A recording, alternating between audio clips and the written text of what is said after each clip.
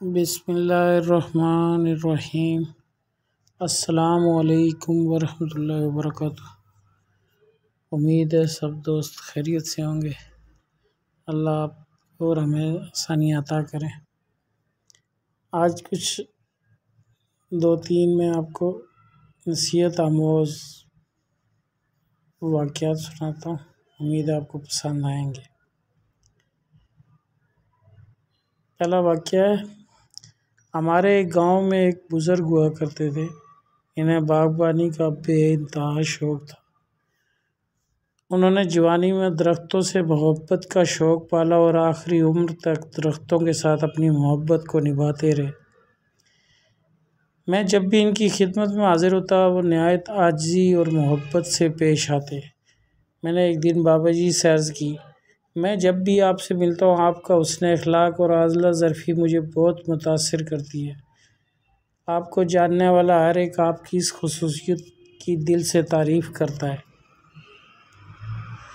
آپ کو یہ نعمت کہاں سے نصیب ہوئی؟ بابا جی فرمانے لگے، بیٹا میں نے ساری عمر درختوں کے ساتھ گزار دی۔ میں نے جب بھی دیکھا پھلدار درختوں کو جھکے ہوئے دیکھا، مجھے ان درختوں سے پتہ چلا قدرت جب بھی کسی کو نوازتی ہے تو اس کی گردن جھک جاتی ہے، اس کی اپنی حیثیت اور بے مائگی کا احساس ہونے لگتا ہے، وہ لوگوں سے خلوص محبت اور عزت سے پیش آتا ہے۔ جبکہ میں نے ہمیشہ پھل سے محروم درختوں کی شاخوں اور ٹہنیوں کو اکڑا ہوا اور اوپر اٹھے دیکھا، یہ لوگوں سے بھی محروم رہیں اور انہیں قدرت کا انعام بھی نصیب نہ ہو سکا۔ چنانچہ اس کے بعد میں نے یہ بات پلے باندھ لی، قدرت جب بھی نوازے گی وہ ہمیشہ جھکے اور عاجز انسان کو ہی نوازے گی، اور جس شخص نے اکڑ اور غرور کو اپنا اوڑھنا بچھونا بنا لیا، اسے پھلدار درخت سے بے پھل درخت میں بدلتے زیادہ دیر نہیں لگے گی۔ دوسرا واقعہ ملاحظہ فرمائیے، ہم سب خوشی کو ترسے ہوئے لوگ ہیں۔ ہم نے زندگی میں اتنی محرومیاں دیکھی ہیں کہ ہم شکر کرنا بھول گئے۔ ہمارے پاس بہت ساری چیزوں کی موجودگی بھی ہمارے لیے خوشی اور شکر کا سبب نہیں بن پاتی۔ حالانکہ خوش کیسے رہا جائے اور شکر کیسے ادا کیا جاتا ہے، ہم اس عورت سے سیکھ سکتے ہیں جو روزانہ رات کو سونے سے پہلے اپنے دن بھر کی خوشیاں ڈائری پر درج کر لیا کرتی تھی۔ وہ لکھتی ہے کہ میں خوش ہوں کہ میرا شوہر تمام رات زوردار خراٹے لیتا ہے کیونکہ وہ زندہ ہے اور میرے پاس ہے۔ میں خوش ہوں کہ ہر مہینے بجلی، پانی اور گیس کا اچھا خاصا بل ادا کرنا پڑتا ہے کیونکہ یہ چیزیں میرے استعمال میں ہیں۔ اگر یہ نہ ہوتی تو زندگی کتنی مشکل ہوتی۔ دن ختم ہونے تک میرا تھکن سے برا حال ہو چکا ہوتا ہے، لیکن میں خوش ہوں کیونکہ مجھ میں اتنی طاقت ہے کہ دن بھر کام کر سکوں۔ یہ طاقت اور یہ ہمت اللہ کے فضل سے ہے، وگرنہ کتنے لوگ معذور اور لاچار ہیں۔ مجھے ہر روز گھر کی صفائی کرنی پڑتی ہے۔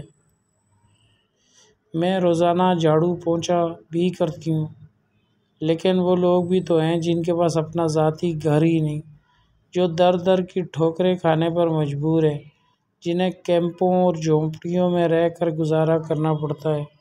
اور میں اس لیے بھی خوش ہوں کہ میں روزانہ اذان کی آواز سننے پر اٹھ جاتی ہوں۔ مجھے ہر روز نیا دن دیکھنا نصیب ہوتا ہے۔ ایسے کتنے ہی لوگ ہیں جو نیند سے موت کی آغوش میں چلے جاتے ہیں، جنہیں قدرت اگلے دن کا سورج دیکھنے کا موقع ہی نہیں دیتی۔ میں خوش کیوں نہ ہوں؟ میں اللہ کا شکر ادا کیوں نہ کروں؟ میں کم از کم ان لوگوں میں سے تو نہیں ہوں جنہیں خوش ہونا نہیں آتا، جنہیں شکر ادا کرنا مشکل لگتا ہے۔ اب تیسرا واقعہ سنیے جو ایک ٹڈے کا ہے۔ ایک ٹڈا گھاس پر 5 میٹر تک چھلانگ لگا سکتا تھا۔ سائنسدانوں نے اس کو پکڑا اور 4 میٹر کے باکس میں بند کر دیا۔ کچھ دنوں بعد جب اسے باکس سے باہر نکال کر گھاس پر چھوڑا گیا تو اس کی چھلانگ 4 میٹر ہو چکی تھی۔ سائنسدانوں نے ایک مرتبہ پھر اسے پکڑا اور 3 میٹر کے باکس میں بند کر دیا۔ باہر نکالنے پر اس کی چھلانگ 3 میٹر ہو چکی تھی۔ اب کی مرتبہ اسے 2 میٹر کی ڈبیا میں رکھا گیا، اور ایک وقت ایسا بھی آیا جب اسے چھوٹی سی ڈبیا میں کچھ عرصہ قید کر کے باہر نکالا تو وہ چھلانگ لگانا بھول چکا تھا۔ اس تجربے کے بعد سائنسدانوں کو معلوم ہوا جس طرح ایک ٹڈے کی صلاحیت کو محدود کیا جا سکتا ہے، اسی طرح انسان کی صلاحیتوں، اس کی خواہشوں اور اس کے ہنر کو محدود کیا جا سکتا ہے۔ آپ بس اس کی سوچ کے باکس کو چھوٹا یا بڑا کر دیں۔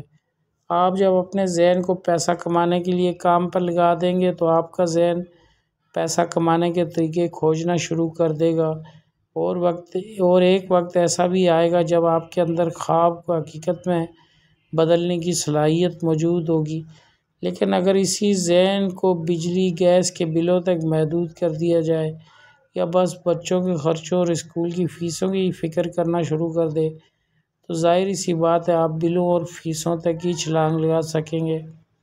گویا ہم یہ کہہ سکتے ہیں ہم جیسا سوچتے ہیں ویسا ہی بن جاتے ہیں۔ کنویں کا مینڈک بننا یا ترقی کی راہ میں حائل خلیجیوں کو پاٹنے والا، یہ فیصلہ آپ نے خود کرنا ہے۔ یہ ایک ہمارے محترم صاحب فرمایا کرتے تھے کہ اپنے خواب ہمیشہ بڑے دیکھو۔ ان کا نام لینا منع ہے، میں اس لیے نام تو نہیں لے رہا ہوں، البتہ ان کی یہ بات بالکل درست ہے۔ آپ جب بہت بڑا خواب دیکھیں گے تو اس تک پہنچنے کی تگ و دو کریں گے۔ اگر اس تک ایگزیکٹلی اس خواب کو آپ نے پورا نہ بھی کر سکے تو آپ کہیں نہ کہیں ضرور پہنچ جائیں گے۔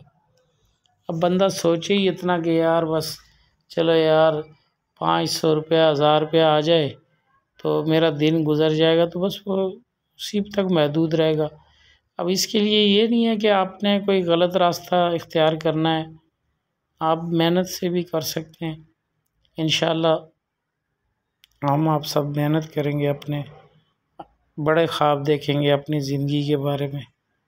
دوستو اپنا خیال رکھیے گا، اللہ ہمیں اور آپ کو آسانیاں عطا کریں۔ السلام علیکم ورحمۃ اللہ وبرکاتہ۔